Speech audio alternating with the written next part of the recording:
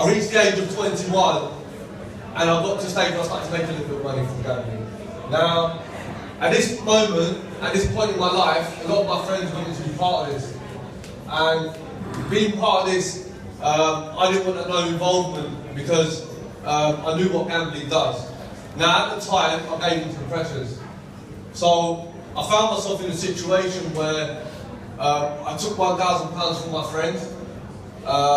They had said, if this £1,000 gets lost, it doesn't matter. Now, the £1,000 turned into about £8,000 in a matter of weeks.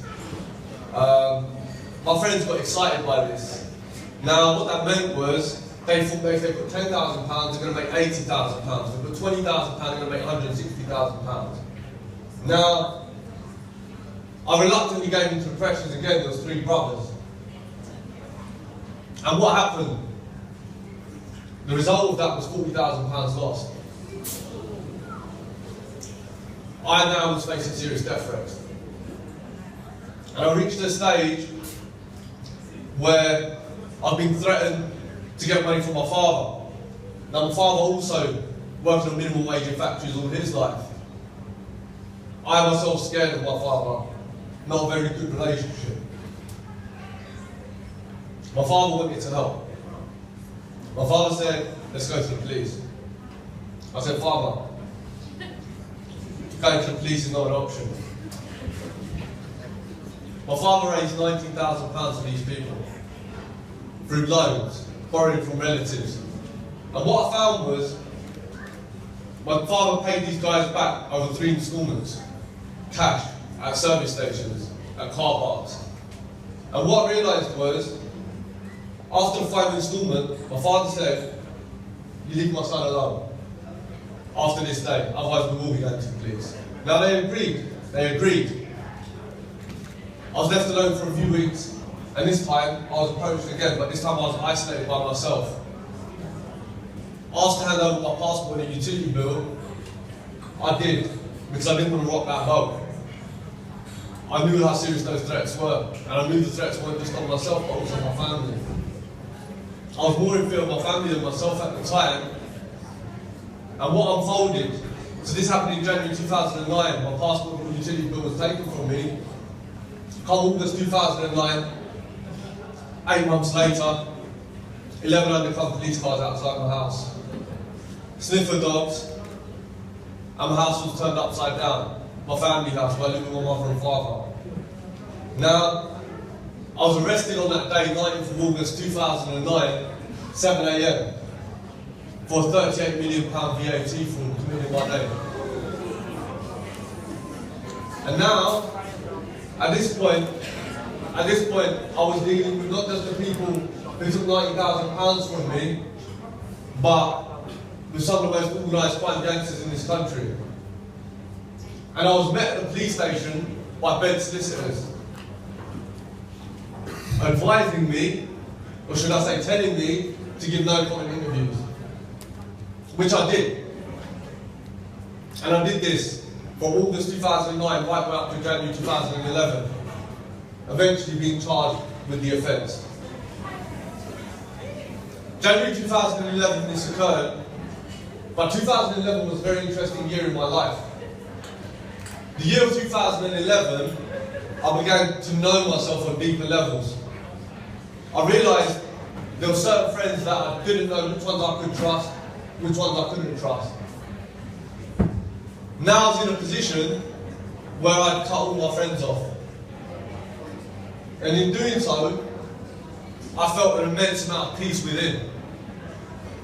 And this peace that was brought to me within gave me an opportunity to focus on myself. I didn't realise the power of this at all. I didn't realise the power of this.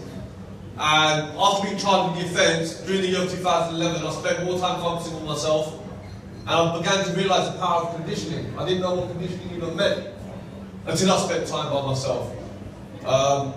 There were times, there was nights that I would cry myself to sleep, feeling nothing but pain within my body, in my spirit, every single part of me. And during that year, I started going from having completely no purpose to live to regaining a slight purpose to live. Now, there was times in my life where I felt like completely ending it. I felt like I had no purpose to stay there. And there was only one thing, literally one thing that was keeping me going. And there was that one thing that was keeping me going was I wanted to repay my father.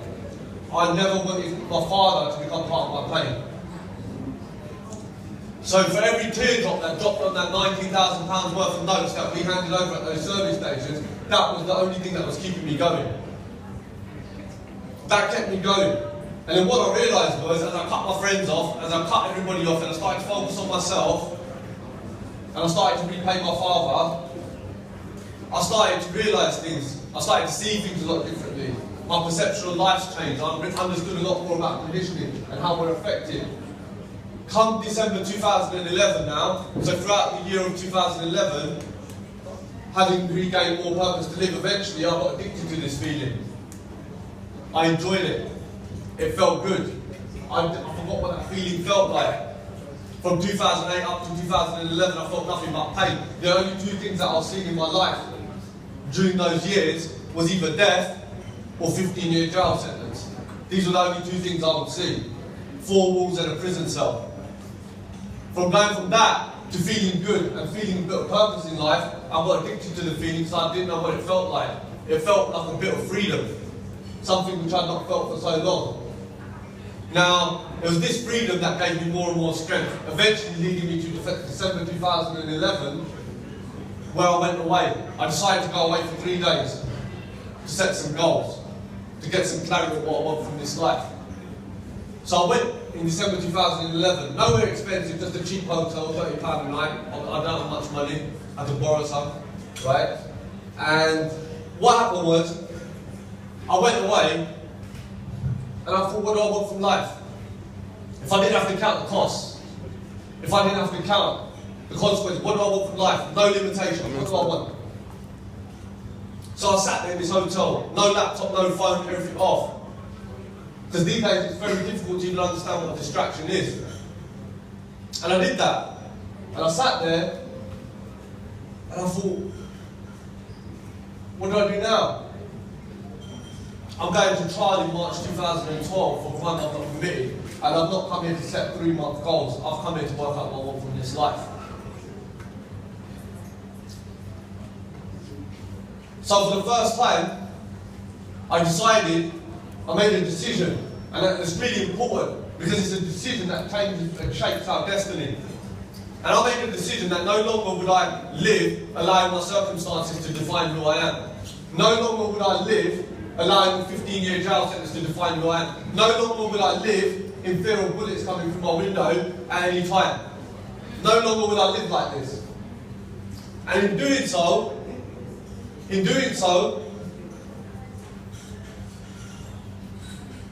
I found out what I wanted from life. And what I wanted was to make a difference. Not just in my life, but in the lives of the people around me. I didn't know how I was going to do it. The how doesn't really matter. What really matters is what you want, and how bad you want it. And that's what all I was focusing on. That was day 1. Day 2. What am I going to do to make this happen? What action steps am I going to take? What do I need to do each year to fulfill what I want from this lifetime? There were days that I was so broken inside, that I felt like I was apologising to my Creator for not fulfilling anything in this lifetime. And now I felt like I had a lifeline and I'm going to make absolutely everything from this. So day 2 goals. What am I going to do each year to make this happen? If I don't have to count the costs. What do I need to do each year? What do I need to do tomorrow? It doesn't have to be a scientific plan. Plans always go a bit sideways, left or right. As long as we're on the same map and we're getting there, that's all that matters. Day 3. Why? Probably the most important thing. Why? Some of you guys might be at university, studying. Why are you there? It's your why that's going to push you.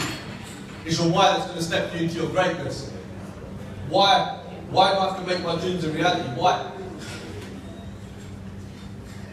I spent 3 years thinking about a 15-year prison sentence. Literally.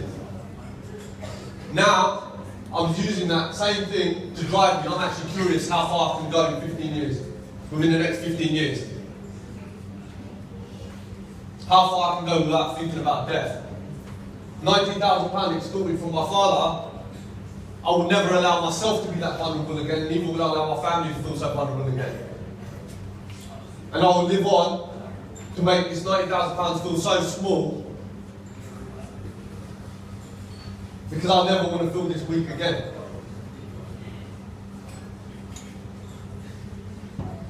I made a decision. I went to trial March 2012 for a crime I didn't commit. Sat there with 600 defendants behind the glass. Working night shifts in a factory because I didn't want to lose my job. I was still supporting my family. So I go to work 10:30 at night until 6:30 in the morning. Get home at 7:30, 8:30 train, into court at 9:30, court 9:30 till 5:30. Back home, I freshen up a little bit and back to work. And I did that for a whole month, in the first month of the trial. Red Bulls were the only thing that was keeping me going at the time. Now, what happened? During March 2012, an opportunity came along. And the reason I talk about opportunity is because what is an opportunity? How do we know what an opportunity is?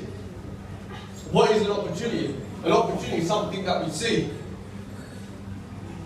Something we take a step towards and we make happen at the same time as when we see it. How do we see it? With our vision. Where's our vision? What we want from life. Now, when I worked out what I wanted from life, I focused on I would become more free. All I wanted was freedom. I felt trapped for so many years, I just wanted freedom. I didn't know what freedom actually meant. Whether it's financial freedom, whether it's freedom to do what I want, be what I want, have what I want, I didn't know what freedom was. But all I knew was that I want freedom. I don't want to go to jail. I don't want to die. I want freedom. That's all I wanted. And I took steps, one step at a time. And what I realised was, I started going to these networking events. A bit similar to what we're doing here. Networking. Tonight you guys have an opportunity to potentially network with each other. You might find a potential opportunity if you're aligned with that opportunity. Now, how are we aligned with the opportunities if we know what we want from life? Now, I knew what I wanted freedom. And I took one step forward and I ended up standing in a networking event where I was talking about property. And I was stood there in this room. I couldn't even afford the £20 to get into the event. You guys are lucky this is a free event. Right? And I would go into these events and I would make my own sticky label just after getting in for free because I wouldn't pay the 20 quid. I would take packed lunch, take my little sandwiches. I couldn't afford to go to the bar. And I was surrounded in a room full of property investors, all making money. And when I was looking around, I was thinking, you know what? You know what? These guys, they're just human beings. I'm a human as well. I can do this. I don't know how I can do it. I don't know how. But I know I can do this. I'll figure out the how afterwards, but I'm doing this. So the guy had the projector screen up, and he was talking about how to invest in properties with little money. At the end of it, he was selling a course. And the course was £600. I couldn't afford £600 at the time. But I thought, you know what? Just based on those bullet points, I'm getting started. So I continued to go to network events, making my own sticky labels, meeting experienced landlords, asking them how they run their businesses, and then I got started. I made a lot of mistakes at the beginning. I spent 3 months making mistakes. And then eventually the first opportunity came. And when did it come? March 2012. Same time I was working night shifts in the factory, same time I was going to trial. I took it. I took the opportunity. I took the deal. I went and saw the property. I couldn't afford the property. Just to give you an insight, you don't have to buy these properties, you're just managing them. But you make quite good money because you rent the rooms out individually. Now, what I found was I saw this opportunity and I took it. I didn't know there wasn't enough hours in the day to even sleep, but I took it. My solicitors thought I was crazy, so you've got no trial, you're not even sleeping, and now you think you're a property investor. They thought I was crazy, but I took it because I trusted. I knew the opportunity. I didn't know how I was going to make it work. I just thought I'd let the universe unfold how it was supposed to unfold. I've got so much in life now. What does it matter if I lose doing something that's actually going to push me forward towards my dreams? I've got nothing to lose. I've seen £90,000 get taken from my father. I've seen a potential 15-year jail sentence. I've walked down roads thinking people are going to come out of the vans and do something to me. I ain't living like this no more. For once, I'm going to take a step that's going to step me into the right direction, and I ain't going to let no limitation stop me. That property deal I took on, I had a payment protection reclaim come through for a high interest loan I took out in my teenage years. It was about 2.5 grand.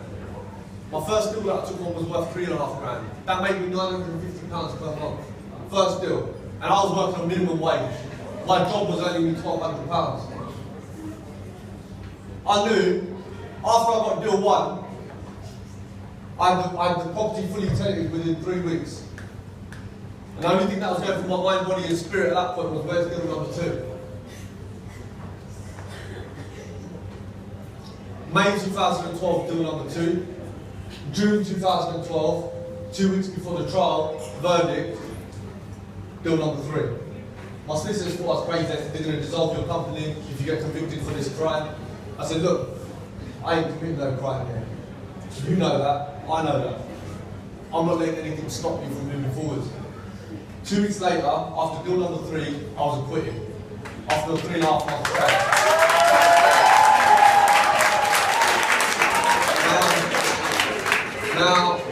Now, I didn't know the power. I didn't know the power, neither did I understand, at that point, neither did I understand how grey that cloud was that was over my head.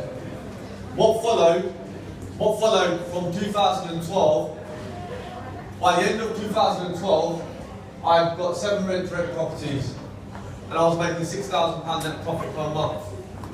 Now, at the time when I got acquitted by a trial, my father said to me, look son, it's a fresh start now, I want you to get this job in this post office. It's a good job, I know the guy works there, you're going to be sorting letters out, and it's going to pay better than your previous job.